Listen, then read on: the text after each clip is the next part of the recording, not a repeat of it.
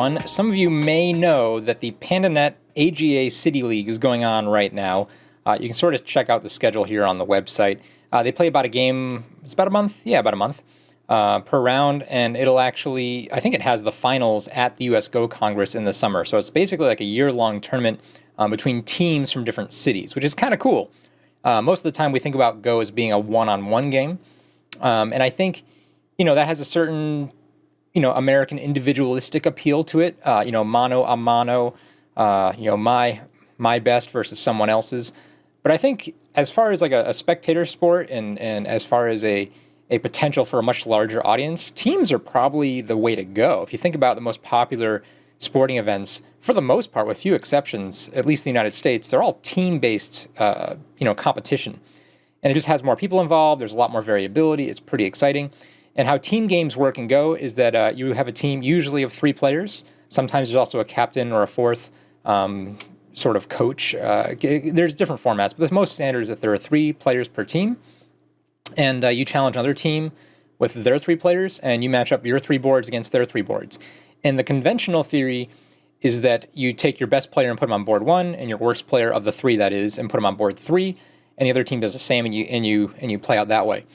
Although there are some circumstances where there's another team that might feel like they're at a definite disadvantage in the ranking between the teams, and all you have to do is win 2 out of the 3 games. So sometimes teams will be sneaky and put their worst player on board 1, and then their best player on board 2, so that you have their best player against their second best player. And there's kind of like some cool, sneaky, team-based strategies that you can do with that. Although I think for the most part in the AGA City League, you don't see a whole lot of that happening. So anyway, I thought we would review a couple of these games that have been going on the AGA City League this week, and actually I guess 2 weeks ago. We'll look at an October game, we'll look at a November game. We'll look at 2 games today because I want to introduce you to a player. He's an amateur player. His name is Hosan. He came to Seattle, I don't know how many years ago, a number of years ago, but very quiet, unassuming guy. I saw him around the Seattle Go Center a lot, and he's really strong, but his game is not well-rounded. At least that's my opinion. He's much stronger than I am, quite honestly, in terms of just raw playing strength. But he definitely has this absolute just viciousness to his style that, oh man, he will cut you. He's a scary opponent. So I'm going to call him Seattle's secret weapon in the City League tournament. I thought we'd look at a couple games by him, so I can show you what I mean. So here, let's open up this one. So this game he's playing, this is against the Vancouver team. Hosan is I can't even pronounce this. Aged Izire. Let's go with that. Hosan is Korean. He's not, I don't think his English is that strong, quite honestly. Again, the very few conversations I've had with him, he's kept sentences pretty short. Like, he can speak it, but again, I'm not sure how long he's actually been in the country. I do know that whenever a pro comes to Seattle Go Center, we make sure that Hosan is one of the players that he or she plays against, just because he definitely has a ruthless competitive style that does tend to impress a lot of pros. So let's look at the game. Like I said, Hosan is black here, and I think I can find out the white player's name. It's from Vancouver. How do I do this without giving away the result? Let's pause this for a second. Okay, so the white player's name is David Liu, who I don't know, but is from Vancouver. So we've got a little West Coast rivalry going on here. Okay, I just want to pause right here. We're 5 moves into this game. This is already a really interesting spot because if you look at this opening formation, this is kind of strange. This is actually very, very unorthodox. And I even checked this in the Wall Theory database, which has 68,000 some odd hundred number of games in the database. And up to here, I think it found exactly 2 games that have this opening pattern, right? So out of 68,000 games, there's only 2 games that have been played like this. And I think after this, there's only 1. So this is not a common opening. So why is it not common? Well, it breaks a couple conventions, so to speak. The first convention is that white is mirroring black verbatim here, and that's not that uncommon. That happens in a lot of games, but it's still not as common as usually white will adopt the counter strategy to black, not play the exact same strategy as black. i.e. mirroring. But that's okay. That's still not that uncommon. It gets a little weird here, though, partially just because of the dominance of the Chinese openings, and now the fact that high has come back into fashion over the past really year or two among high-level professional players. We don't see this very often. And also, in addition to that, we also see black playing a more active approach, usually approaching white first and seeing what the response is before deciding what kind of formation to build for himself. So that's also very common. So just taking a corner enclosure like this, this is, I'll say this is classic Ho-Sun style, if that means anything, right? He's, like I said, his game doesn't necessarily follow a conventional theory a lot. He often just looks to get in a fight as soon as possible. And so, sometimes playing unconventional moves is a way to do that. Because if you play these set patterns, for instance, if white was to come here, let's say white knew Ho-Sun's style and didn't want to get into a fight right away, white can play these types of patterns to prevent any really large-scale fight from starting, right? Where, white can just back off here, and white can play this very, very peaceful, just developmental kind of game. So, one advantage to playing these unconventional moves, or at least unconventional fusekis, is that white doesn't necessarily have a book understanding of what to do next, a rote understanding of what to do next. This also, for two high-level players here, who are each a couple stones stronger than I am, this move seems very out of place. It seems like when black plays this, black is really looking to develop the bottom. So again, white's playing unconventionally too a little bit. After this move, I really did expect white to come back here and just look at this exchange as making black over-concentrated on the side. I know it's not technically over-concentrated, but the idea on a very large scale is. Okay, so white backs off, makes Kobayashi, and black plays another non-conventional move to walk directly into the Kobayashi formation. Usually when white has this, if black approaches here, this is really good development for white. So black usually approaches here, or even more common, slightly more common, is here. And so white will develop like this, while black will sort of slide into the corner here, and this would be very, very normal. So already, these two pretty high-level amateur players are playing a really weird game. Like if someone sent me this game to review, I would, I would expect them to be like maybe 5Q, right? They're making these really strange moves. But, again, if you're just looking to fight, if you're going to win the game on your fighting skills, maybe the opening's a little less important for you. So white pincers, this is probably the correct idea here, although I think I had a pro player tell me once that I think this is the most ideal move in this formation. You want to put maximum pressure on this stone because you really want to get it running. You don't want to give black any chance to settle here, because while black's running, all this top will become points.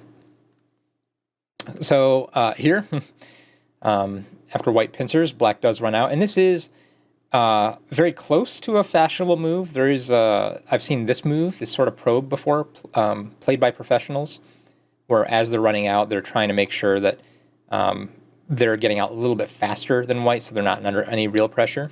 This one kind of does that. It's a little bit safer. Obviously, the connection is there, but it's not putting as much pressure on the stone, so it doesn't feel as forcing. So it looks totally possible, but certainly unconventional. And white tries to cut it immediately, like so. And we get this type of Joseki formation. White, again, choosing to play the most severe response here to make sure that black never has enough liberties. Black just protecting the cut. White guaranteeing black can't just sneak into the corner now and live. But that will give black a little bit of shape on the outside. But this is really kind of not great shape for black. Granted, white had to make this empty triangle to get it. White plays, again, the move that denies black any eyes. So white is willing to really fight here. White just doesn't want black to settle anything easily. And again, black playing sort of an unconventional move here. I think if black, a more normal move would be to do this and not leave so much AGA, because, again, these two tiger mouths have peeps that are very, very, I don't know, hard to deal with sometimes, depending on the outside situation. This stone definitely puts a lot of pressure on these two stones, and it also allows black to probably play G13 to more or less link up everything after the fact. Black plays another really loose move that, I can't say is bad, but it involves a lot of reading. When you play these really fast moves, you have to go through and read all of your responses to when white does something you don't expect. So again, white just backs off, and this is a little bit defensive, but if black was to do this, let's say, this leaves actually a very, very severe invasion for black here around the C8 point, whereas in this one, black, the shape for white isn't completely solid connected, but it's a little bit harder for black to invade because white will just run out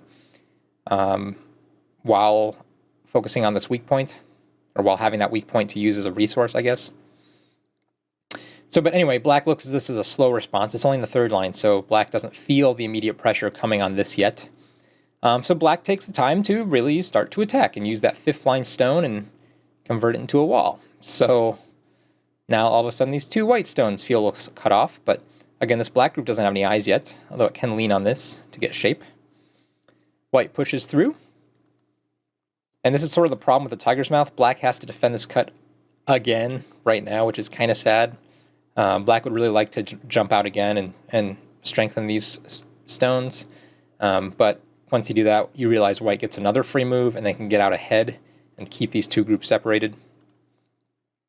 And again, this is almost absolute sente. There's no way white's going to do something else right now, because one more move in here would basically unite the two black weak groups and leave white with kind of a actually terrible shape over here, even though there's no real weakness here yet.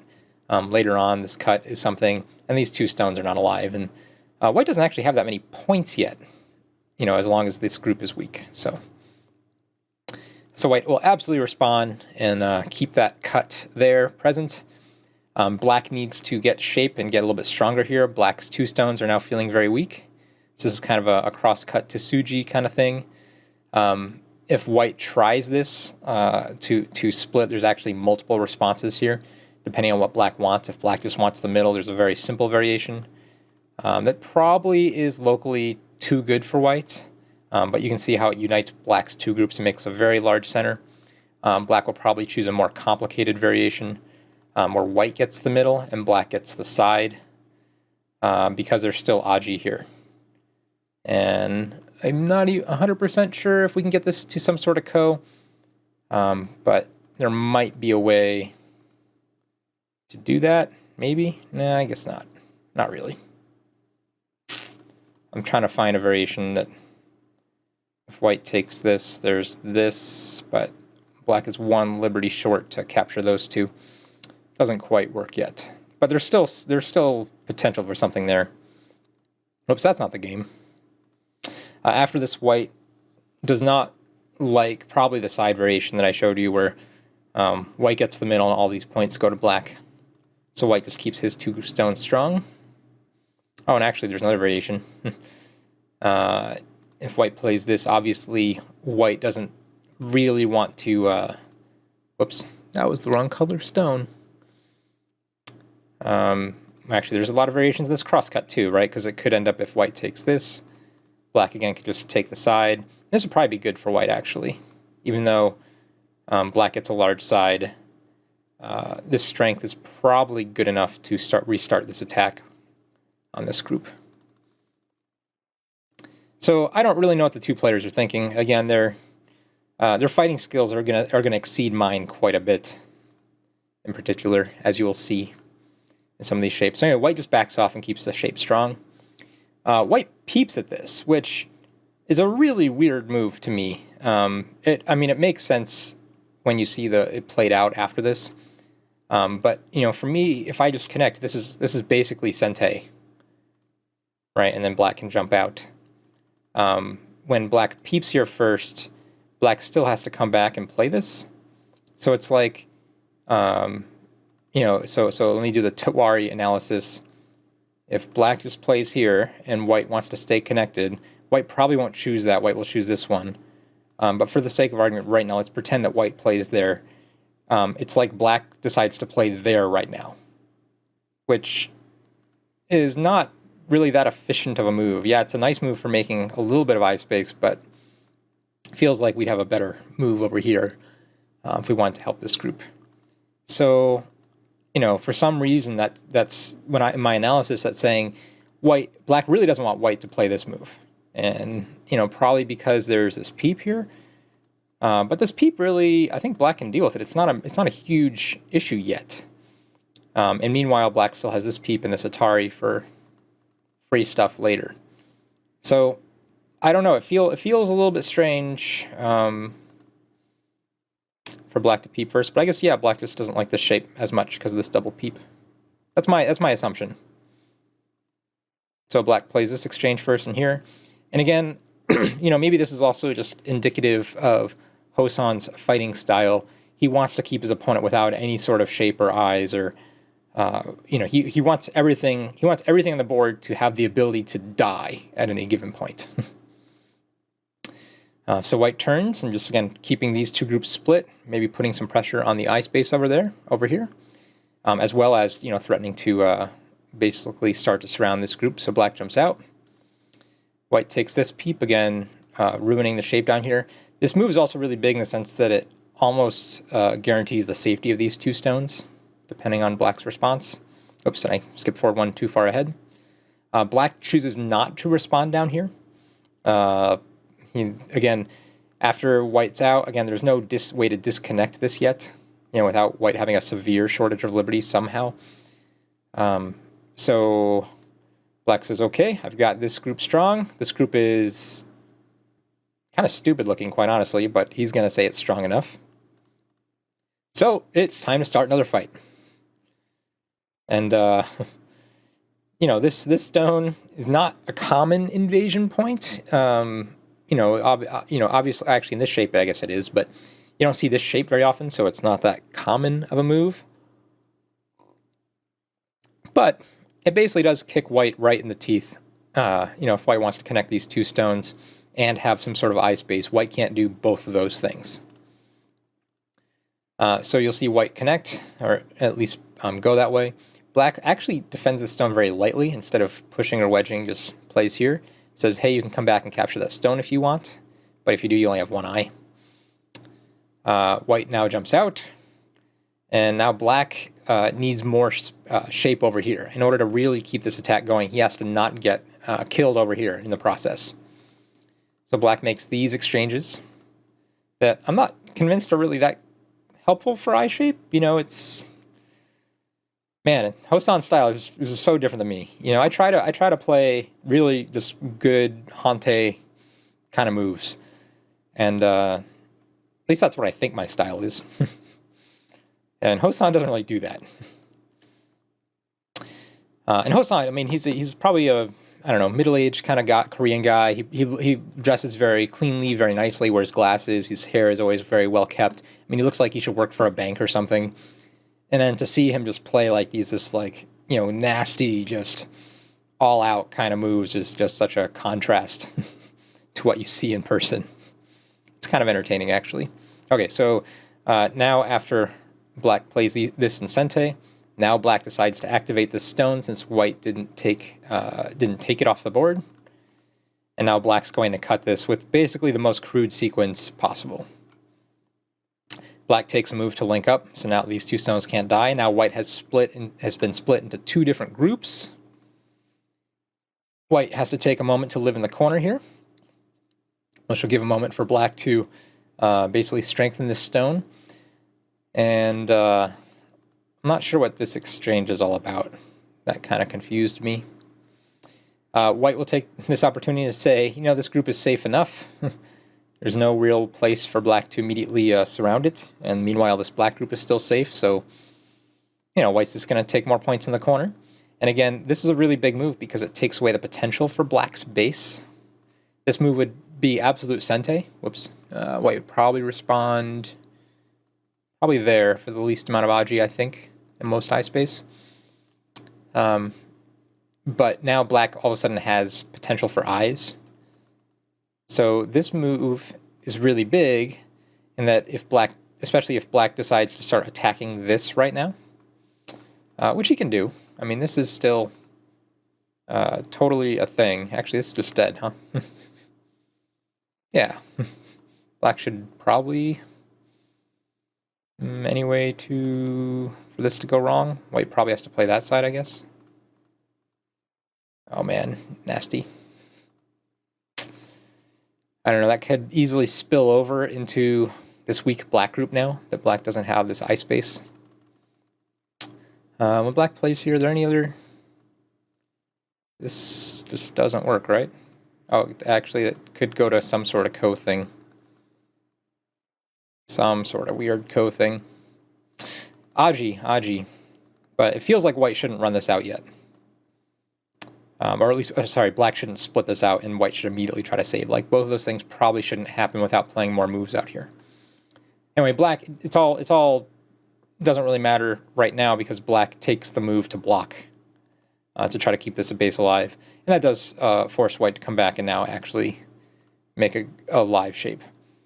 Now, black plays out here. Make sure black has something to play for. Now this group has another stone of pressure against it.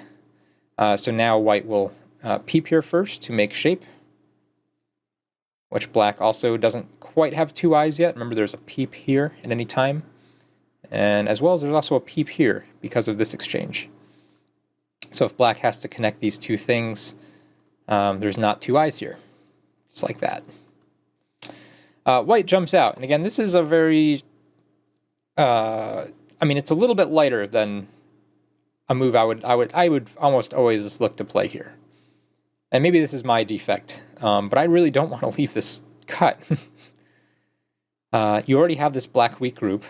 It's running out of resources to use to make eyes. Why are we giving another one? Well, Hosan says, well, you know, even though this is a weak, or sorry, not Hosan, but Dragon says, even though this is weak, so is this.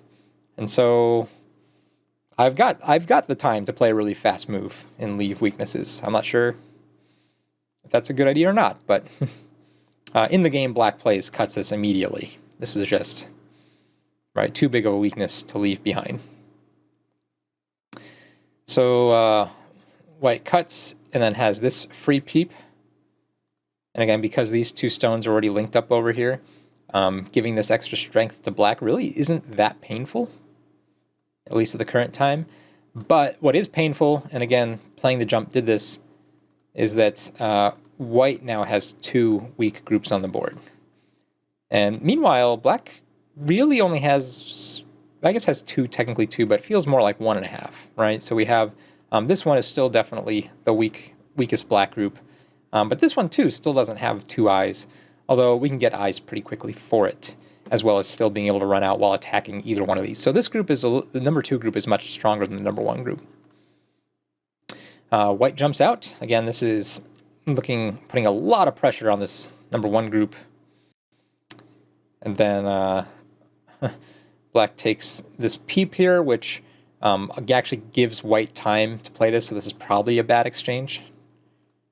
But you know, these two stones are not the biggest profit in the world either. And black, it did get black allow this to play the Sente, so the potential for an eye down here. Maybe. It's not even half an eye, it's just potential for an eye if black can find some other free stuff to work with.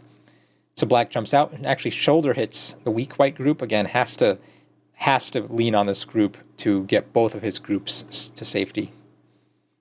And black plays a thin move of his own right now. And this, you know, in this case, maybe it's better than white's thin move, just because if this stone ends up getting cut off, it doesn't feel, well, I guess it's still big. I'll hold my tongue to evaluate that stone until later. Actually, I guess the real, if white wants to cut this off immediately, black actually has a really nice countermeasure here to put pressure on the bottom left-hand corner. Right, these two stones are actually in big trouble. If white just wants to connect, I don't think this quite works for white. Yeah, it doesn't quite work for white because these 3 white stones will die. So even though it looks thin, black has better counters than white's thin stone up here. When that jump just made white an extra weak group on the board. All right, so now black plays this very valuable move. I want you to feel the power of this move. We have two weak groups that are running. When this triangle group and then our aforementioned black group, when one of the weak groups and hit the other one on the head, sort of in the direction that it's running, you have to feel really good about that. Okay, but white will now work on saving this group, which now puts a little bit of pressure on this black group. So black will jump that out. But at this point, basically because white came back and lost tempo here, having to play a move on the side rather than in the middle, black is now ahead on the race of these two groups. And you could say that this move was really gained, this tempo move was gained because black played these two moves, right? If black plays, maybe not, I guess that one was Sente, so especially this peep here. If black doesn't play this peep, right, and were to play it now, then white would link up over here, right? It would be kind of like Miai. But because black did this first, and white wanted to keep the pressure on, white felt compelled to take this. It's just big in terms of points too, but it also, again, prevents black from capturing something to make eyes. So it's big in the fight as well. But the problem is white just doesn't have the time to play it, because now black is out here in the middle. All right, so white has to make something here happen. So white has to take away this eye space. Black will counter peep. This is really nice timing, actually. And if black can cut here, it renders white's peep completely useless. So white has to respond, and now black can respond. And when Q players make these kind of peeps, often they make them with really bad timing, where they'll peep something, and then they'll just take away Aji for no reason when they don't know that's the peep they wanted to make, right? Instead of maybe they want to push or push here. There's just a lot of Aji get used up. But this is really nice timing, because when white forces you to connect, you take the free stuff to make sure that you have to connect. Otherwise, the free stuff probably won't be that free later. White takes another peep, and again, black has to connect here. This is sort of the sequence we predicted earlier. And now white goes back to trying to save his weaker of the two groups. But you can kind of already feel the damage has been done, right? When white is playing a move like this, as soon as this black group gets out, one of these things is going to die, at least one of them. Black is also taking advantage of the fact that he has a lot of liberties. Just look at all these liberties up here. So anything that comes down to a capturing race, looks like black will be able to, the pressure's on white, let's put it that way. The pressure's on white to not lose the capturing race because of all those black liberties. So again, now it looks like white has black sealed in, but again, because black has that capturing race advantage, black's going to make this exchange that white doesn't play right away. White sort of realizes what's going to happen and tries to find another way to get some eye space and or cuts, see if he'll make an exchange anywhere. This does force black to connect here and makes white's corner now solid. But this move didn't really gain a whole lot. White now comes back to connect, and black plays the splitting move. Hanes, and again, just keeps the two groups split. That's all black has to do here. Takes this move, which is really important in terms of eye space. It also threatens to cut here. The problem with it is that white basically has a free way to connect here, which you see white take immediately. So it's good in terms of eye space. It's not good in terms of tempo. But again, we're playing a fighting game, so if every group that can't live is in big trouble, then that's what you're going for. White plays here. This again, trying to keep the pressure on this group. This group still doesn't have definite two eyes yet. We're still, what do we move 100 into the game? And our weak group that we made in the first 20 moves is still the biggest weak group for black on the board. Technically, this, I should number these differently. This number 2 group is still weak, but it's a lot stronger than this group. Oh, some of you might be wondering, wait, can't black just make eyes here at any time? No. The answer is no. This doesn't make any eyes, this push. And you might say, but hey, we can do this. Still, doesn't make any eyes, right? No cut here. Okay. Thought I'd clear that up in case you were wondering. So there's still only one eye over here. Although I guess black can make this. Is that just 2 eyes? That's just 2 eyes, isn't it? All right, never mind. Black can just make 2 eyes. Oh, maybe not. Maybe not. No, never mind. Sorry, that's not 2 eyes. Still only 1 eye. Yep, only 1 eye there. Okay, good. Okay, so we continue the fight. And again, even though these 2 stones are far away, they're useful in a fight like this because we're running all 4 of these weak groups right towards black's side of the board. That's usually a bad thing to do if you're the person who's running into your opponent's controlled corner of the board. White takes this Hane. Black takes this descent here. This actually helps clean up the shape a lot because now if white tries to cut here, black can be guaranteed to get some sort of shape or capture or something. There's actually a lot of continuations here. But this is why you don't see black do something extra crazy here, even though black's kind of a crazy player. There are sort of these types of considerations, although I guess this should work out okay for black too, because black has this attachment. Oh, maybe black can play this. What's the worst white can do? Maybe not peep? If we don't peep, is this any better? Not really.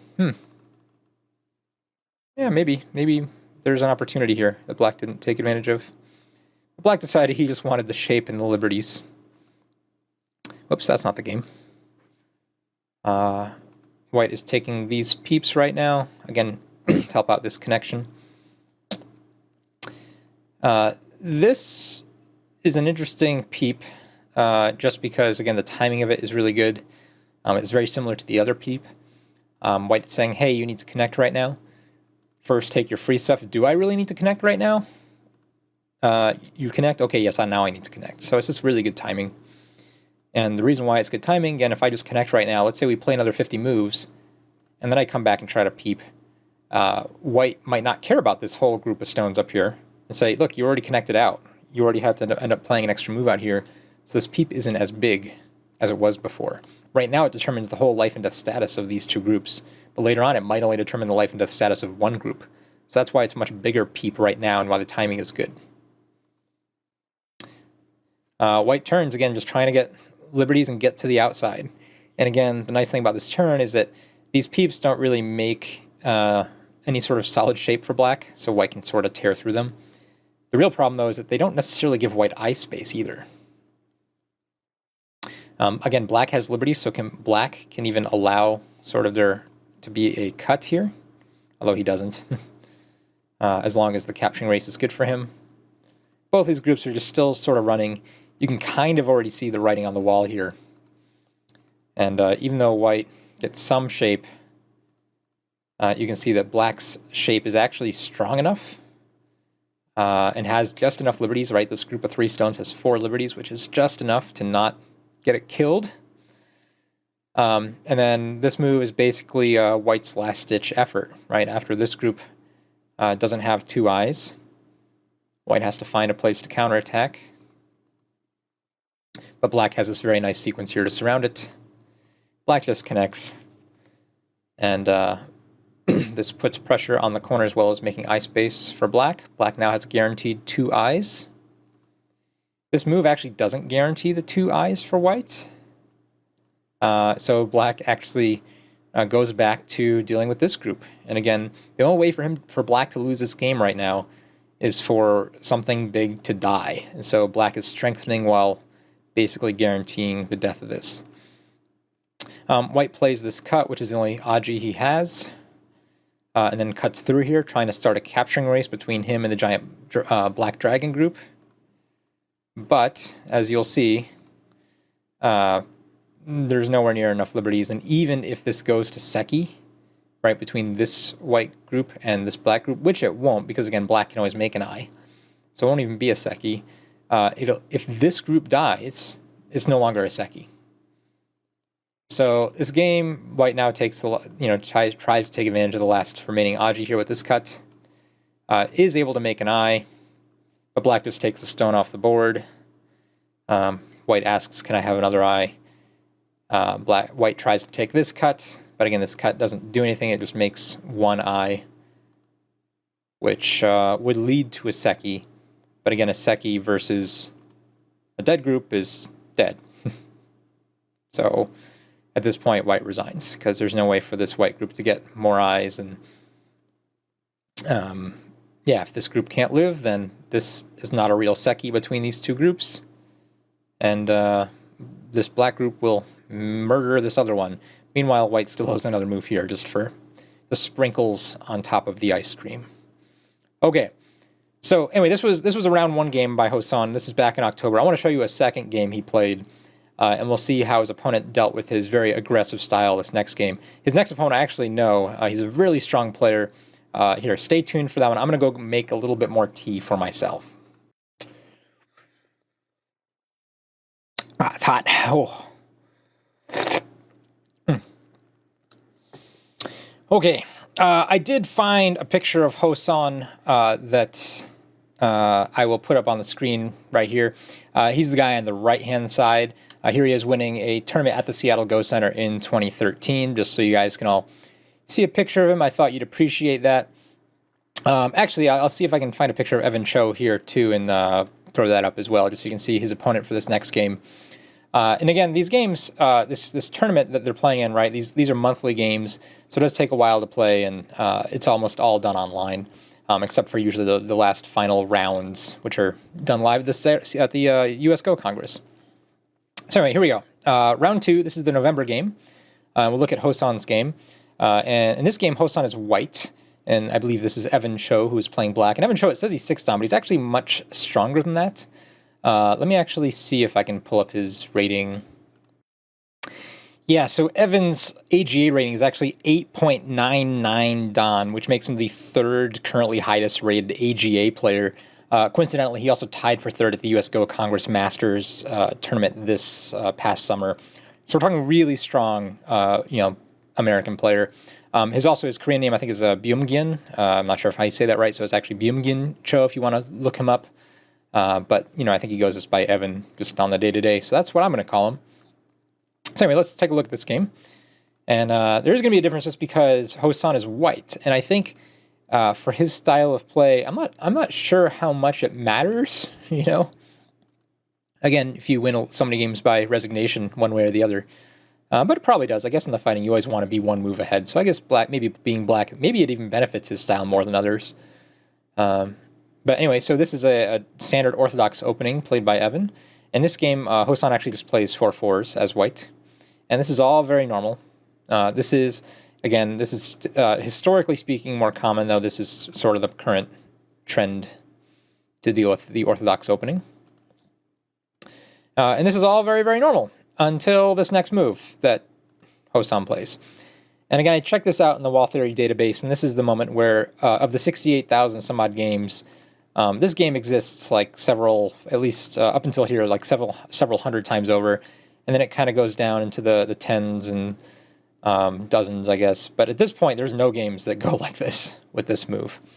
Basically, white's most normal two next moves are either here or here. And both of these are, trendy. I would say this is probably the more modern variation, where it looks something like this, and then white can either protect or take another big point, do something. But basically, white gets something like a settled group on the right-hand side in exchange for a very large settled black corner. But when white plays here, again, Hosan looking for fights and saying, no, this black stone is not going to be fine. We can fight. Evan immediately jumps out, which is natural. And white just makes a base. Again, it might have been, you can sort of see why this might be superior, because this variation where white made this sort of group. Because in this way, when white makes a base, white's still not really safe. If white has to jump out again here, for instance, there's still no base here after these moves. Although black's not strong either, so maybe white doesn't have to worry about this yet. So in the game, after black caps this group, white just jumps out, again securing safety for it, although it does leave this problem for it later. where it can basically, its base can be cut off from it entirely. So that's a potential problem, and one of the reasons why you see in the other variation, here we go, why you see white defend here, because this is basically solid now, and if white does anything to this white stone, white tries to kill it, white will just take the corner, and white's happy enough. But it's not what they played, as usual. And so white will leave this sort of defect over here, and black will actually keep the pressure on by playing this move. And I think this is maybe a slight mistake by black. I mean, black is, we're talking like 4 or 5 stones stronger than I am, at least. So it's hard for me to call Evan on his mistakes. But white plays this move next, and black responds here, which actually sort of allows white to connect here again. And that leaves this group dangling. One of the nice things, you guys may know this shape when you have a 3-space extension between 2 stones and your opponent's played in the middle. You can almost 100% link up by attaching underneath, right? So if I play this, you can sort of see if black tries to capture that stone, and then if black tries to disconnect, in this case, black will die here. Black doesn't quite have enough time to disconnect this off. Although, normally in this shape, black would have to cut on this side, and you'll see the difference that this stone makes. So when white pushes through here, when black disconnects, it's actually sente to capture these 2 stones. So white has to play another move over here, and then black can have time to live or go do whatever. Although in this case, this is a bad result for black, because even if black just gets this, white gets this humongous outside. Even though white is split, these 2 stones don't have friends nearby.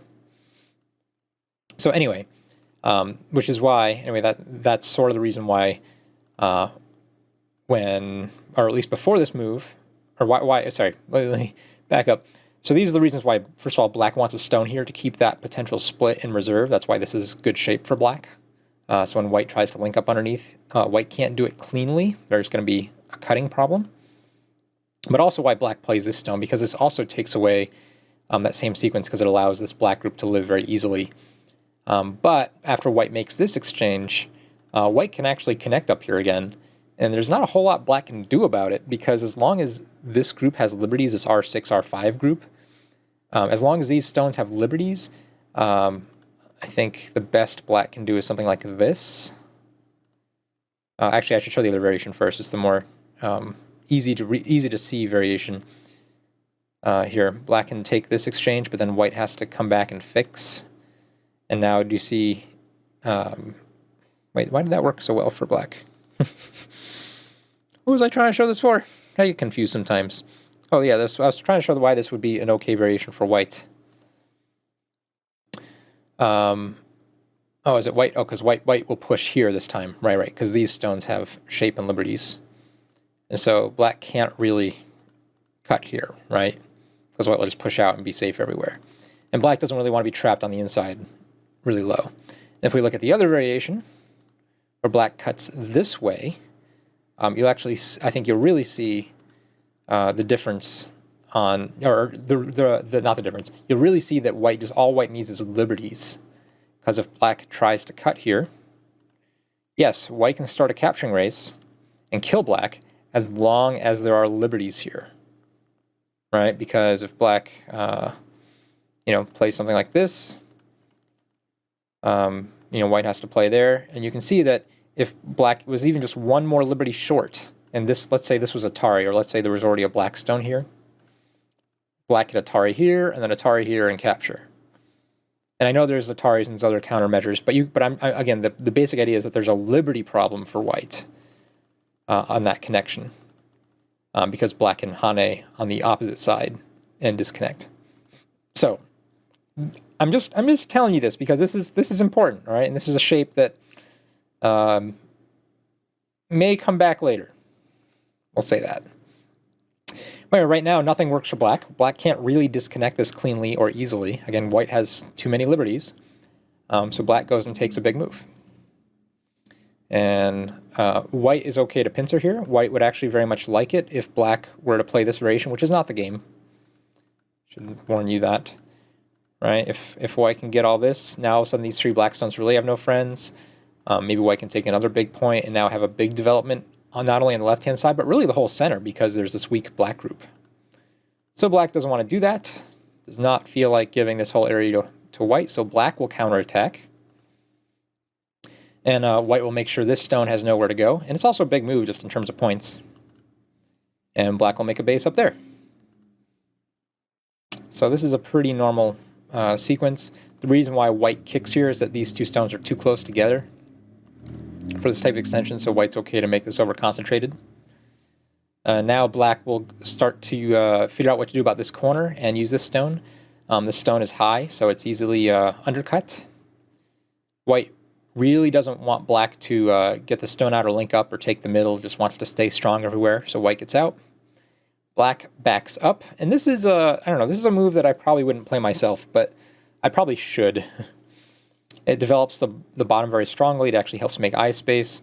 It also leaves the possibility of both this move, this peep later, as well as this simple reduction. Both of these are good results for black, because it's actually very difficult for white to defend the corner now. I mean, white can do it, but there's very few points here. And meanwhile, black also has more or less a base. So anyway, white doesn't want black in the corner at all, so white plays this move. And this is a little bit of, non-Hosan style when you first look at it, but then you realize, yes, it does keep up the pressure, right? Again, Hosan really doesn't like his opponent to have eye space. So these two stones still don't have eyes yet, so Hosan's going to aim at these two. It feels like black needs another move over here. And now we come back over here and black plays this move. And I'm not sure if Hosan was ready for this, because remember this whole liberty problem thing here with this disconnection? White's shape works right now. Like white is completely fine. But this move is actually, it kind of upsets the balance in terms of the liberties, right? It actually gives black some disconnecting power. And I'm not sure if white had read this all out or realized that yet. But either way, white decides to take this opportunity to attack. And so you can't say this attack is very natural. It seems like it's in the correct direction. But this one move, while black was basically trying to build the bottom while simultaneously exploiting the AGA here. Because I bet, Evan's a really strong player. He's been reading this the whole game, right? He's trying to figure out how to use this weakness in white's shape to get a good result over here. Because right now it looks like a really good result for white. White came in on black's side of the board, basically cut off black's group from any sort of friends, and white made points in doing it. So it's like, this has got to haunt a really strong Go player like Evan. Like, how did my opponent get such a strong result here? Well, the answer is, it may look like a strong result, but there's a lot of weaknesses. So you have to find ways to exploit the weakness. This stone, again, indirectly helps these two stones. It develops the bottom. And again, it starts to create that liberty shortage that we were talking about. All right, so white just, again, Hosan, just go in and attack, kill stuff. Black jumps out. All black is really looking for, all Evan really wants to do, is just have Sente to follow up over here. Black would just really like Sente. Don't let white settle easily. Don't get yourself into trouble. Don't let those things happen, of course, but black isn't looking to take a big point. Again, white jumps up. White wants to keep up the pressure. And at this point, black says, you know what, I'm out enough. I don't need to get out more. I'm already basically alive. White can't kill me directly. And so this move, again, really is the final move that I need to disconnect this white group. It helps these three stones, and it keeps these two stones separated from any sort of friends. Really large move. And I don't think Hosan realized how big of a move this was. Otherwise, instead of jumping out, Hosan should definitely play something like this to keep these groups separated. And even though black can sort of split here and attack, and it looks like white is the one who's going to suffer a little bit, it's a really large move, as you'll see, get played out. Because after black takes this, again, white says, okay, that's fine, you're out, you're solid. I still have a base, I can still live over here, nothing's a problem. I'm going to keep up the attack and make sure black cannot get eyes. Black does make this exchange. This is actually really good shape for black. Even though it's surrounded by white stones, the fact that black still has quite a bit of eye potential And you can see that with even just a move like this, right? If white has to try to surround, you know, it's like black can get eyes very easily, or surprisingly easily, at least one eye. So it's good shape. It also prevents white from getting more, probably this is more important. The real purpose of this move is to prevent white from getting any connection. And once you do that, again, as long as your opponent's weak, you're not weak. Hosan takes this moment to make a little bit of a base. I don't know if this is a good move. It doesn't feel like it's aiming at anything big enough right now, though, other than making a base. It feels like just getting out would be more valuable to me. But again, I say this with a plea of ignorance. But now, after white plays this sort of slowish base move, and again, usually if you have a weak group, making a base for it is a huge move. But now you're going to see these two black stones that really didn't get a response actually start to do some work. Because again, these Evan played these two moves, basically keeping the pressure on this group, buying time, and now we can start this process. So sure enough, Evan plays a sequence where we get to disconnect, and white, after this, can't actually play here, right? You can actually see this is just a dead capturing race. This is just a dead group. Although in the game, this might have even been a better result this way than the other way, but I can't say for sure. But it seems like if you're white, you can't allow black just to kill this group. But you have to remember, black got 2 extra moves and Sente over here to earn that group, so black's going to be entitled to something. So anyway, white plays this way. Actually, I guess white did want black to kill this group. Never mind, in the game. That's what white saw. I was like, yep, you're entitled to that. All right, I misspoke. Yep, white saw that. White was hip. But now this is a really, really strong move. Because again, black doesn't just want the 3 stones. Black wants to upseat this entire right-hand side of the board. And that's going to put white in a lot of pain. Because if white has a weak group down here and a weak group over here, black's going to get to determine the direction of the game. All right, at this point, white did not get this Sente move, right, to basically guarantee shape and eye space and points over here. So white feels a little burnt out. So white says, okay, you're going to play that. I now have time to come back and save this. But black will get to Hane first, and this is actually going to create another shape point that's a problem for white, because black already has the perfect stone on this peep. So black's just going to play these very crude moves. Take this crude Atari. Take this connection, connect to the peeping stone. This is Sente. White will, instead of connecting directly, again, white asks for free stuff. This is very important. Really nice timing. Again, we saw this again in the last game. Hosan does this really well. And if you want to be a strong player, this is the type of thing you have to play. It says, okay, if you're going to cut there, I'm going to capture 2 stones, so there's no cut there, right? No, black says, I'm going to save the 2 stones. Okay, so there's a cut there again. Before white connects, white's going to peep at this again. Hey, can I capture these 3 stones, right? Because if black doesn't respond, this move actually captures 3 stones. It's kind of neat. So black says, nope. Oh, sorry, no, that's not the game. Nope, you can't have those stones, okay? White says, fine, can I have these 2 stones? Again, this is all played before white has to connect. It's all good timing. All right, now I'll finally connect as white. But I want you to look at this result. So this group is absolutely alive for black. Furthermore, it can, if the corner were to ever get in trouble for any reason, black connect. It has the opportunity to connect out, although chances are black will never get that because this is Sente for white. Okay, but either way, it doesn't matter. Black's absolutely alive. Black comes out with Sente. These weak stones in the middle now all of a sudden start to form the basis of a wall, which is going to be really useful because there's a weak white group right here. And then, on top of all this, where is this group's eyes for white, right? There's an immediate peep right there that black can take at almost any time. That looks pretty Sente-ish. And as soon as black gets it, maybe white can get 1 eye down here, but where's the other one?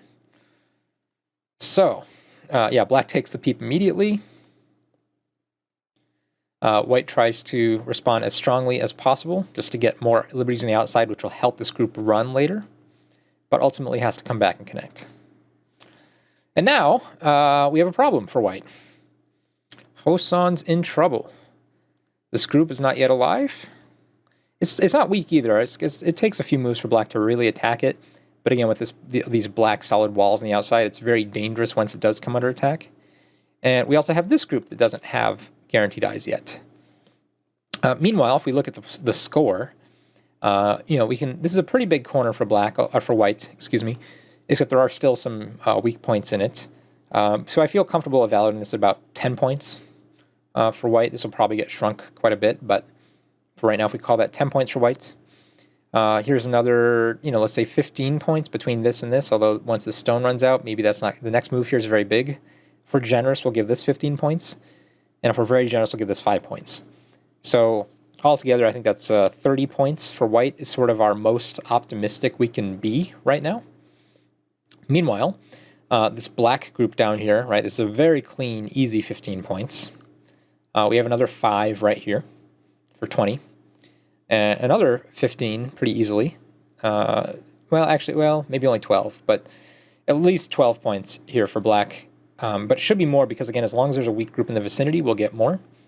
So that's already 32, right? So we gave 30, I think, to white. And we have 32 we can see pretty clearly for black. And again, notice I didn't give any points here for black or here for black. I'm just saying the score. So, I mean, in terms of raw points with Comey, white will still be in the lead, but there is no territory disadvantage, right? Black is only behind, quote-unquote behind, in our very conservative and optimistic counting for white, that is, our conservative for black, optimistic for white. White is only up by 4 points, and white has 2 weak groups on the board.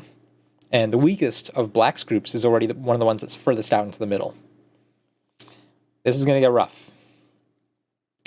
So Hosan has to try to make something happen. First things first, let's settle this group, see if we can find a little bit more of a base. And even if, even this exchange, this is a good endgame exchange for white, right? Because in the endgame, black might have wanted to capture this stone. Maybe white isn't entitled to this. But since it's middle game right now and black doesn't want to give white free moves to make easy eye space, black will respond conservatively. And so Hosan, is able to jump out again. And again, trying to keep the pressure up on these groups. And again, even though this is a wall, it still has a weakness there too that, if we get out far enough, maybe we can expose.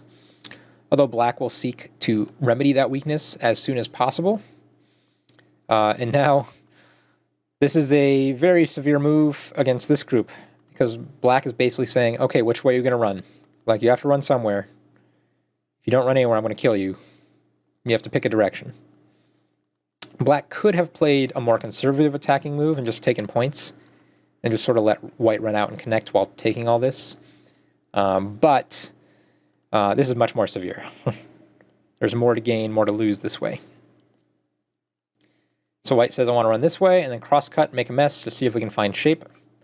Evan pulls back. White pulls back. And again, since there's this row of black stones here, this cut is very severe, and white really has to work hard to find a way to make this alive. But white is working hard, right? After these two groups of white get a little bit stronger, right, there's another cut that gets exposed. This is huge profit, though, right? After this move, later on, right, a black move here makes the top into probably 30 to 40 points by itself. I mean, that's a huge territory in this game. It's made up of pretty small territories already. So white finds this cut. Black makes this shape. And again, white is just trying to see if white can kill this group. And if white can kill this group, all of white's problems are gone. And now it just goes back to just being a game about points. So white fixes the shape. And black plays this just really, tough-minded move. This group has liberties. What it doesn't have is a way out. Other things it has, we can pull back here in Sente. This stone, because there's so many liberties over here, is actually quite strong, this cutting stone, even though it looks really lonely. So we can actually split here. White plays it to Suji.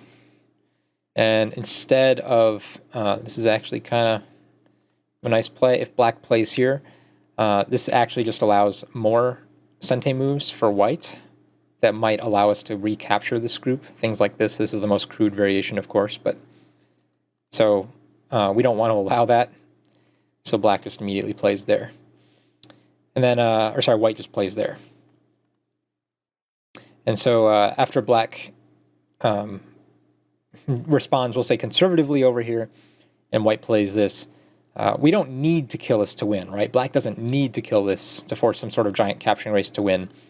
So he actually has time to get out. But of course, that allows white time to get out. So everybody, is safe-ish for again right now. But this white group still doesn't have two eyes. And meanwhile, black has basically connected the two weak groups on the board. So it's coming up a little bit more sunshine and rainbows for black. White plays this peep and this peep. Again, just trying to quash this stone here that, will run out otherwise at some point and give white problems. But I think, I'm not sure, I think one of these peeps is bad. Let's see which peep is bad for which player. Yeah, maybe... yeah, I guess this is good timing. All right, I'll have to think about this one a little bit more. I didn't analyze this enough earlier. When white peeps here, right, white is expecting black to play here. But black is trying to play proactively. But again, this peep may have caught white by surprise a little bit. So white will play here, right, again, threatening to capture those two stones and make a base. White has these moves, and again, white is just trying to make eyes, basically. If black were to cut here right now, of course, this doesn't work. But again, black is just looking for AGA. So this, if I was trying to show before this move, right, there's actually something here. If black can get this Hane, right, I think then this, no, it still doesn't work, huh? Nope, still doesn't work. Never mind. Well, it's an interesting situation. White is trying to live. Oh, black does push through right now. Oh, that's not the game. That's the game. Right. Okay. Black just connects here. White connects. So everybody's connected. And then, yeah, so this peep turned out to be a white mistake. And the reason is because now white has to play another move in Gote to live here. And black never needs to come back and fix this peep.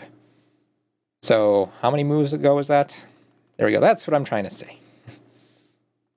Now, when white plays here, black will just play there. And then I guess white still has to come back here, but it seems like white's endgame, white will get a few more points over here. And technically, this giant black dragon doesn't have two eyes yet. But because black could respond this way, black, maybe. I don't know. It's really about the same, actually. I thought this would be better for black, this counter peep. But basically, I guess black also got this move for free. Whichever one it was. Is it this one? Yeah, black got that one for free. From counter peeping white's peep. And that's kind of a big deal. I mean, this was like white's opportunity to disconnect, and now there's absolutely no disconnection. And that does give black time to come back and take this stone now again, so we have this white dragon problem. And before, maybe white could have Atari this and maybe did some sort of cut in here. But now after black got that one for free, there's absolutely no way to cut. So yeah, I think this felt like a bad move. Like it felt like because black never needed to connect here in any sort of Gote, black was basically able to lean on this and then lean on this by playing this move all in Sente. And also black got to connect this out too in Sente, and that's also helps the connection. Still a game. Or I should say, I guess that it's a little bit more in favor in black now. But it's not over yet. And the reason it's not over is because even though these two weak groups connected, there are no guaranteed eyes yet. So still exciting. But there are cuts. And when there are cuts, we can find things to do with them. So again, black is just, saying, okay, you ran out. All I need to do is run out right now, get connected, and this group will have an easy time basically attacking this one. Or not even really this group. This group will just put enough pressure on this one so that while this one's running out, the black top will just become huge and white will have no way to win the game. So what white has to do is try to keep everything split while helping this group.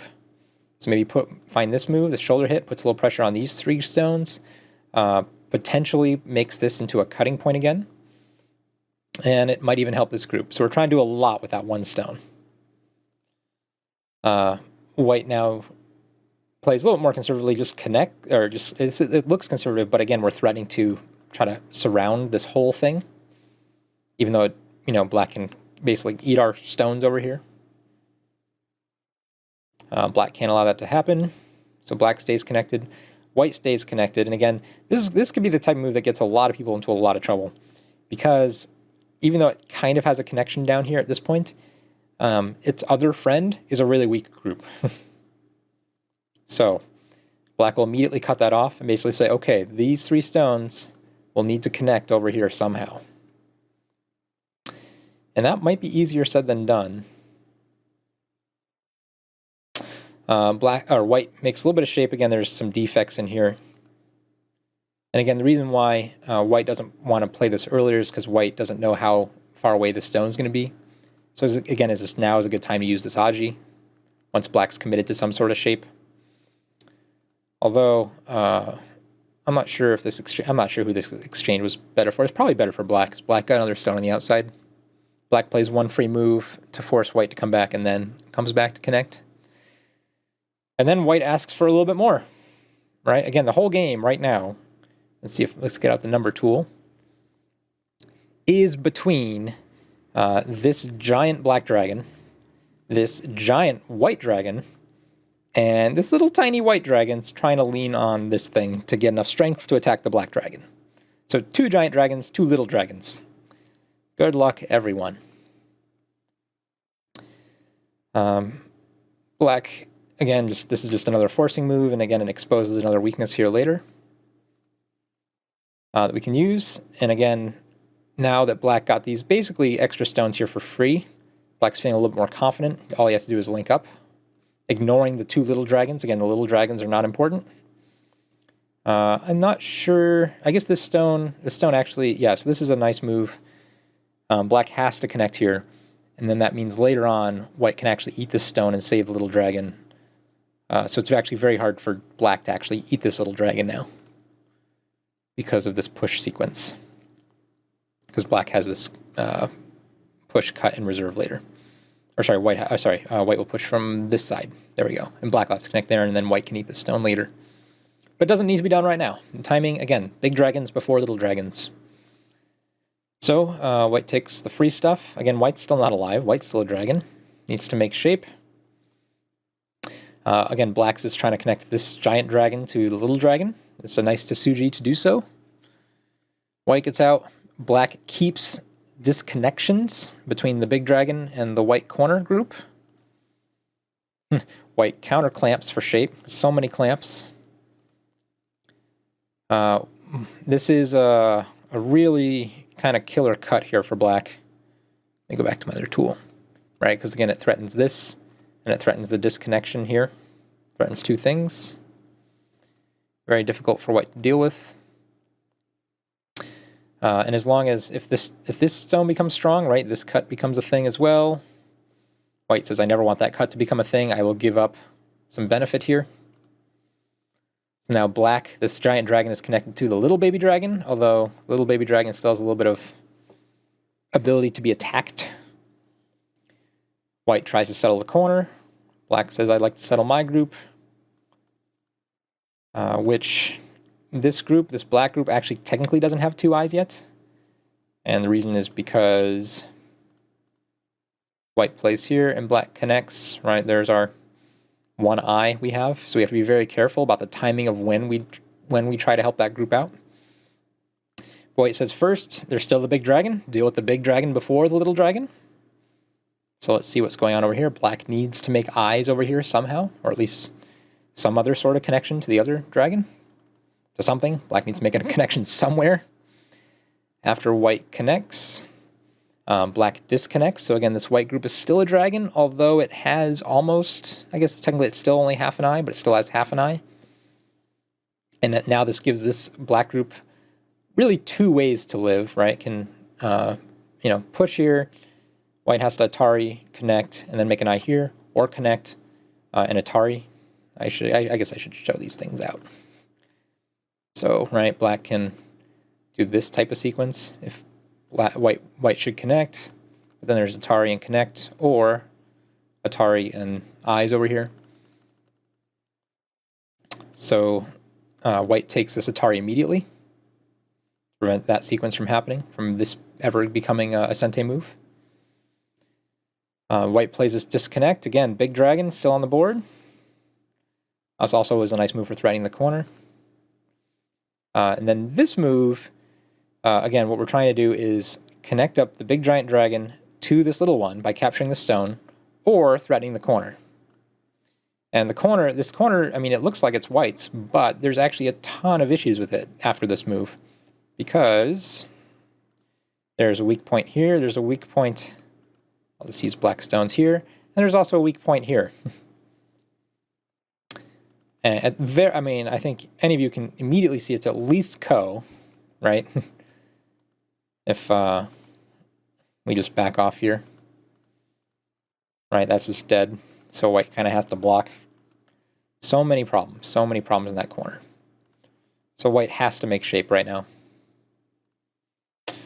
And then black here is a little, again, this stone takes points. It's an interesting move. It's actually a really interesting move. Because even though we have the big dragon on the board, the big dragon really has two things to do. I guess that's not true. It still has this cut here. Is cut a problem? Have another way to make eyes? This is a move I mean, this is the type of move I kind of miss in my games, right? When you have these big, giant, confusing things going on. All right, let's label some things. Labels are going to be helpful here. So this big, giant dragon, we have to remember where it can go. It can descend here to connect up to this. I guess I should keep the label on the board. It can also just capture the stone here for an eye, although these two stones will die to the little white dragon, but that is an eye. The connection here doesn't quite work, right? We can't quite connect there because... Oh yeah, we totally can. Yeah, white can't actually push in here because of that stone. Oh, okay, maybe that's what I missed. Neat, fun to learn things. Yeah, so I guess actually we can always connect this way as well. If we do, make an eye over here, yeah, I guess we'd have to make the eye. I guess we'd have to give up two stones. Any other way to do this to make two eyes? Probably not. Does this work? Here, let's try this. Let's try something. Is this a cool move? It totally does cool things. Kinda, actually. Because that's always an eye there. Okay. But does this do the same thing?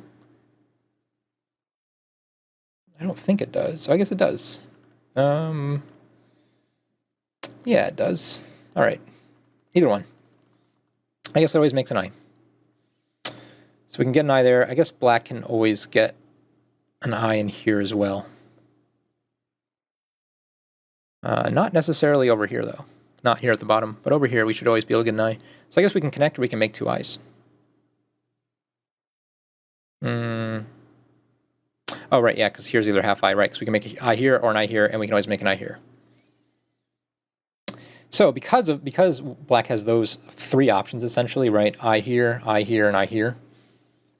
And a connection, black can take this really big move. And the other thing this move does is that if white does disconnect, black can actually now play this and connect out this way as well. So white starts taking away these eyes. Now white has liberties to actually cut here, so this cut is real. So black, okay, that's the shape. Yeah, because there's no... Although that's an interesting, not real eye. Oh, but there's... Nope, that doesn't work. That does not work. Huh.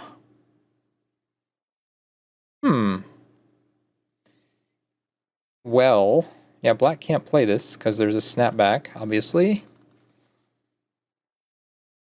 And if black connects, there's a white disconnection. So is it just a capturing race? Whoops. Ah, no, don't cancel. Ah. I have to go to Ko? I assumed black knew what he was doing when he played this and didn't want to go to Ko when he played this move. Because if this happens... Not a real eye. And not a real connection. So... in big trouble? Alright, so it looks like black's in big trouble. Let's see if he can find a way to deal with this. Oh, it goes to Ko. Alright. So... I'll point out a couple of really nice moves in the last 10 moves here or so. Right, so Hosan, connecting here first was actually surprisingly good. And also making these two connections. These very silly looking moves, again, prevent white from making these eyes, prevent black from making these eyes. And I think black might have thought he was being fancy with L17, or he just needs the points to win. He might have also just felt like that. Like, there's no way for me to win unless I get these points. I'm not sure which was his psychology at the time. But it seems like that might have been his thought process. Or, alternatively, maybe black thought he had enough Ko threats to win any sort of Ko. So he can play this way and allow this Ko to happen.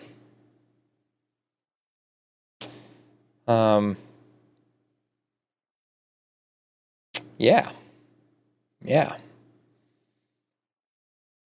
So dangerous. So dangerous. Although, would this be any better? This only makes one eye though, right? Although, no, well, yeah, it does. Yeah, it only makes one eye. So it would still have this problem. Would still need to play here. And then can white poke here? Yes. That's only one eye, right? Can we not find a second eye for black? Oh, there's an eye there. Not a real eye. Not a real eye. Not a real eye. Any other eyes for black? I can try this one. That's not an eye though. Not Sente. At least I don't think it's Sente. Oh man, so many groups with so many life and death situations. This is what makes Go hard. Alright, so if we do this, we can peep here. We can peep here. Oh, maybe. Maybe this white group can't live. Yeah. That's kind of baller.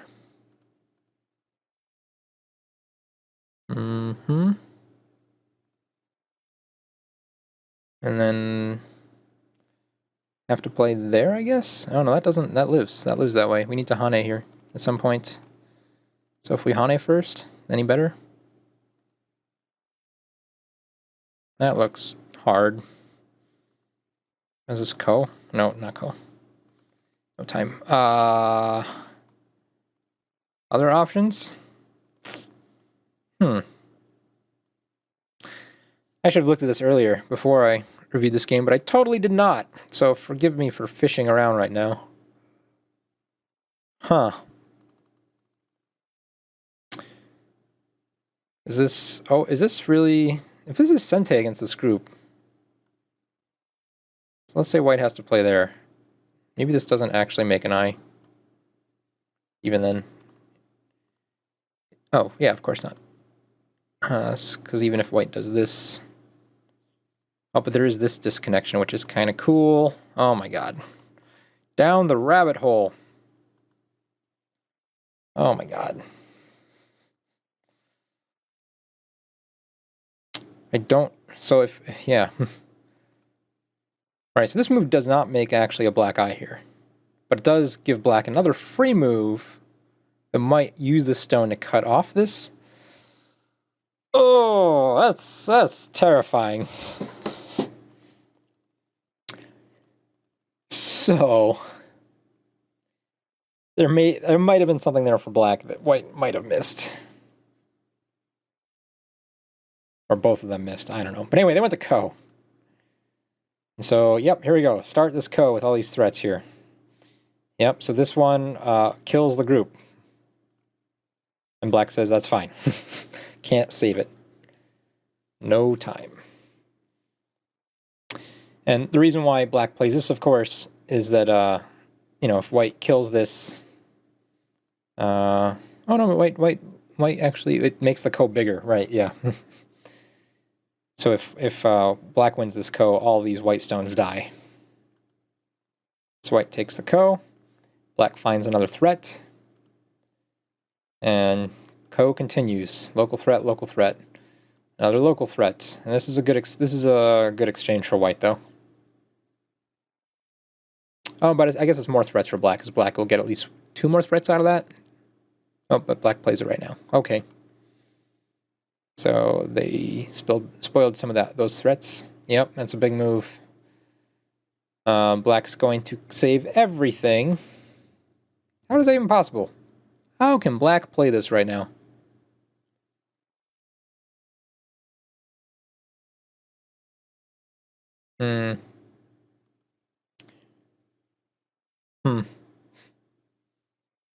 Okay. Alright, this game might have gone above my level at this point. Alright, so black cutting through here. Still Ko. Yep, white gets to cut that off. Black. Oh, I see. Yep, that's cool. That was cool. Alright, black could have allowed himself to be cut here because of the sequence. That's pretty fantastic. That's a very cool play, Evan. Yeah, that's hip. So yep, black will take this, and that forces white to connect over here. Otherwise, white loses a ton more, and black can cut that one in Sente. And now black has at least 1 guaranteed eye. Can make a second eye here whenever black feels like... Actually, is that guaranteed 2 eyes? If white pushes in... Yeah, no, not guaranteed 2 eyes, because white can play... Yep, not guaranteed 2 eyes. So... Black finishes the Ko. Oh, but black can get a second eye down here. I see. So black can get an eye here or here. Okay. Alright, so white connects out. Whew. Does that work? Wow, another capturing race. Another Ko! Another Ko. Oh, black finds time to save this group now instead of fighting this Ko. I'm not sure if that was bigger. Is it bigger? Actually, it guarantees the life for this dragon. Or guarantees the continuation of the attack against this dragon, right? Because everything else here is alive for black. Oh, not necessarily, because these 2 groups are not connected to each other. Oh, man. Oh, man. Oh, man. Go is hard. Go is so hard. Here, let's label some stuff. Alright, so does white disconnect on the next move? No, white starts this, or white just connects out. Okay, so no Ko. The Ko did not happen. Instead of starting this Ko, black would need to have played there. Black decided to save that group and just let this white group connect out. So, is this a white group, say, alive? The B group is alive, right? Because we can make an eye here, we can make an eye down here. This is alive because it captured these 3 stones and connected to the corner. I think just about everything is alive except this A group. White can become alive by playing there. That makes an eye. Oh, and I guess white can make an eye there. Okay. Alright, so I guess the A group is alive too. But those are kind of like Miai now. At least we should see them be Miai. Right, now black connects this one. So everybody's alive. Everybody's a winner. Yep, and again, before having to make eyes or do anything, takes the Sente. There it is. Here we go. And again, we can make an eye over here, so we don't need to play this move to make the eye. So again, we'll just play some endgame. Yep, endgame. Okay, making the eye over there. Now that white took this one away, that's what we expected, right? We said there was an eye here and an eye here, so white took one, black gets the other. White plays over here, more good endgame as well as eye potential. White will fight a ko to see if he needs to come back and make this into an eye. Oh, big endgame moves. So ko threat, ko threat. This is kind of a weird threat because it's yeah, kind of a weird threat, but it's all right. White connects, black connects, white takes, black. Endgame ko, endgame ko. That's actually, that was a good threat. Yep. Okay. Still endgame ko. Oh my gosh, does that make endgame Seki? It does. Nice play, black. Is there any way for white to avoid this? Wow, this corner's cool. Check this corner out. So you guys see it already? So because there's this Atari here, we'll just play the game because they play it out. White makes threat. Yeah, after black plays here, if white plays here, there's this ko that if white wants the corner back, white also needs to win this ko. And if white can't win this ko, this corner is Seki. Brutal. Yep, so white backs off, so it's not Seki. Brutal. That might have been enough to win the game. Quite honestly, it might have come down to that. Oh, sorry, I missed the winning of the ko. So black, white, black. Okay, so white will make the other eye over here, but in its place, black will win the ko. Huh? Oh, I guess this is Sente to take the eye away. Yep. Still kind of Sente, more Sente. Yeah, it looks like I don't know who gained more, right? I'm not sure if getting this or getting into the corner was bigger. But that was huge, reducing that corner to 3 points in almost Sente. I mean, it's part of ko, so I'm not sure how much you count that as being Sente. Yep, really big endgame moves here and there. But, yep, capturing those 2 stones is really huge. Oh, white's asking for more. I'm going to start this ko. Not even going to go to ko. Oh, why didn't black play this as ko? I know that's a big move, right? But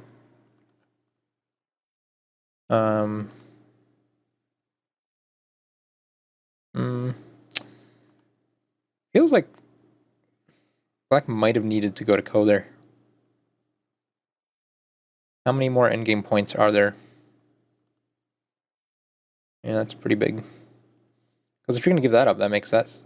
oh no, white can never Atari there, right? I would have to capture. Taking Sente, cuts, white. There you go, you can see the eye guaranteed there. Endgame, takes. What a game. What a game. Man, this is like one of those games that are so violent and vicious in the middle game, where the life and death of every group is just one move away from living or dying. Let's see, we have a exactly two-eyed group here, exactly two-eyed group here. This one could have gone to a two-eyed group. Certainly this is a black two-eyed group, more or less a black two-eyed group. So many of these groups just barely live. And does it say the result? Yeah, it says black wins by about a komi. So I think even if actually white won that ko, or black won that ko, oh sorry, black didn't need it. Yeah, black didn't need it. Which is weird, right? Black really does win this, huh? Because this looks big. Right, so that's all of white's points, whereas black has this area, and the small groups are bigger than white's small groups, I guess. Not by a lot, but... Also, what were the captures? Does it say captures? 23. So I guess black also has 4 more captures at this point. That's a lot. Wow. All right, so what a game. So Hosan does lose this game, despite, me calling him Seattle's secret weapon.